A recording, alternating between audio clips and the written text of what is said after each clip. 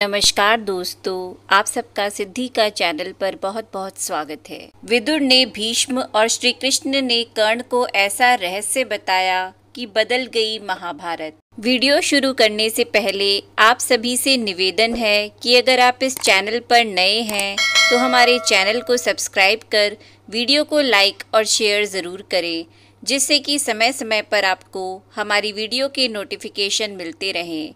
तो चलिए शुरू करते हैं वीडियो को। महाभारत में कई ऐसी बातें गुप्त थी जिन्हें सिर्फ श्री कृष्ण सहित कुछ लोग ही जानते हैं। जब भीष्म और कर्ण को गुप्त बातें पता चली तो फिर संपूर्ण घटनाक्रम में बदलाव हो गया। आखिर वो गुप्त बातें कौन सी थी? आओ जानते हैं महाभारत की कुछ रोचक बातें। दुर्योधन ने वर्णावत में पांडवों के निवास के लिए पुरोचन नामक शिल्पी से एक भवन का निर्माण करवाया था, जो कि लाख, चर्बी, सूखी घास, मूंज जैसे अत्यंत ज्वलनशील पदार्थों से बना था। दुर्योधन ने पांडवों को उस भवन में जला डालने का षड्यंत्र रचा था। धृतराष्ट्र के कहने पर युधिष्ठिर अपनी माता तथा भाइयों के साथ वर्णावत जाने के लिए निकल पड़े। दुर्योधन के षड्यंत्र के बारे में जब विदुर को पता चला तो वे तुरंत ही वर्णावत जाते हुए पांडवों से मार्ग में मिले और उन्होंने दुर्योधन के षड्यंत्र के बारे में बताया। फिर उन्होंने कहा कि तुम लोग भवन के अंदर से वन तक पहुंचने के लिए एक सुरंग अवश्य बनवा लेना, जिससे कि आग लगने पर तुम लोग अपनी रक्षा कर सको। मैं सुरंग बनाने वाला कारीगर चुपके से तुम लोगों के पास भेज रहा हूँ। जिस दिन पुरोचन ने आग प्रज्वलित करने की योजना बनाई थी, उसी दिन पांडवों ने गांव के ब्राह्मणों और गरीबों को भोजन के लिए आमंत्रित किया। रात में पुरोचन के सोने पर भीम ने उसके कमरे में आग लगाई। धीरे धीरे आग चारों ओर लग गई। लाक्षागृह में पुरोचन तथा अपने बेटों के साथ भीलनी जलकर मर गई।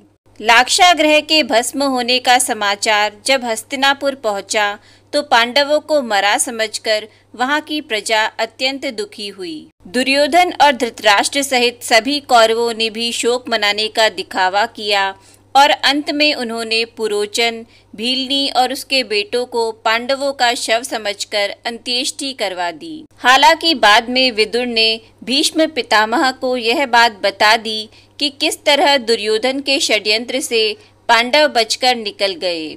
इस बात को सुनकर भीष्म बहुत प्रसन्न हुए थे और उन्होंने विदुर से कहा कि तुमने उन्हें बचाने में जो महान कार्य किया है वह सराहनीय है। कर्ण दुर्योधन का पक्का मित्र था। दुर्योधन ने उसे अंगदेश का राजा बना दिया था। कर्ण यह नहीं जानता था कि उसकी असली माँ कौन है, परंतु उसे यह पता चल गया था कि उसके पिता सूर्यदेव हैं। बहुत समय तक कर्ण और दुर्योधन साथ रहे, परंतु भीष्म पितामह ने यह कभी नहीं बताया कि तुम कुंती पुत्र हो और पांडवों के भाई हो। भीष्म जानते थे कि कर्ण पांडवों का ही भाई है, लेकिन उन्होंने यह बात कौरव पक्ष से छिपाकर रखी। कर्ण का सत्य छिपाना भी महाभारत युद्ध का एक बड़ा कारण बना। यह बात भीष्म ने ही नहीं बल्कि कृष्ण ने भी छिपाकर रखी। खुद कर्ण भी जब युद्ध तय हो गया तब जान पाया। कुंती भी राजमहल में कौरवों के बीच ही बहुत समय तक रही और बाद में वह महात्मा विदुर के यहाँ रहने लगी थी। कुंती भी यह जानती थी कि कर्ण मेरा पुत्र है और उसका एवं कर्ण का कई बार सामना हुआ, परंतु कुंती ने भी यह बात तब तक जाहिर नहीं की जब तक कि युद्ध तय नहीं हो गया।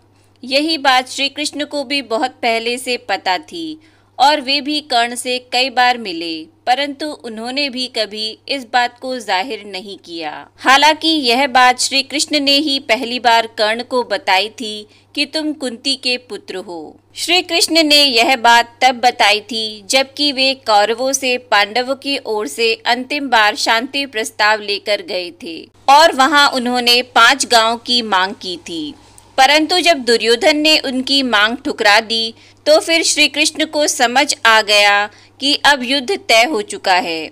ऐसे में उन्होंने महात्मा विदुर के यहाँ रुकने के दौरान कर्ण को बुलाया और वे दोनों एकांत में गए। वहां श्री कृष्ण ने कर्ण को यह राज बता दिया कि तुम्हारी माँ कुंती है और पांडव तुम्हारे भाई हैं। यह जानकर कर्ण को बहुत धक्का लगा था। उन्होंने श्री कृष्ण से वचन लिया कि आप यह बात पांडवों को नहीं बताएंगे। इसके बाद कर्ण से मिलने के लिए कुंती भी एकांत में गई थी और उन्होंने कर्ण से इसके लिए क्षमा मांगी। कुंती कर्ण के पास गई और उससे पांडवों की ओर से लड़ने का आग्रह करने लगी। कर्ण को मालूम था कि कुंती मेरी माँ है। कुंती के लाख समझाने पर भी कर्ण नहीं माने और कहा कि जिनके साथ मैंने अब तक का अपना सारा जीवन बिताया है उसके साथ मैं विश्वासघात नहीं कर सकता। तब कुंती ने कहा कि क्या तुम अपने भाइयों को मारोगे? इस पर कर्ण ने बड़ी ही दुविधा की स्थिति में वचन दिया, माते तुम जानती हो कि कर्ण के यहाँ याचक बनकर आया कोई भी खाली हाथ नहीं जाता है। अतः मैं तुम्हें वचन देता हूँ कि अर्जुन को छोड़कर मैं अपने अन्य भाइयों पर शस्त्र नहीं उठाऊंगा। जब कर्ण का वध हो गया उसके बाद उसके दाह संस्कार के समय ही दुर्योधन को यह बात पता चली कि कर्ण कुंती पुत्र था। यह जानकर सभी हैरान रह गए थे। यदि युद्ध में कर्ण को असहाय स्थिति में देखकर नहीं मारा जाता तो अर्जुन की क्षमता नहीं थी कि वे कर्ण को मार देते। इस तरह हम देखते हैं कि श्री कृष्ण ने अर्जुन को कर्ण से बचाने के लिए इस तरह का योजनाबद्ध तरीके से कार्य किया। तो दोस्तों, कैसी लगी आपको हमारी ये वीडियो? नीचे कमेंट बॉक्स में ज़रूर बताएं। वीडियो पसंद आया हो तो वीडियो को लाइक और शेयर ज़रूर करें और हमारे चैनल को सब्सक्राइब करना न भूलें। आपका वीडियो देखने के लिए बहुत बहुत धन्यवाद।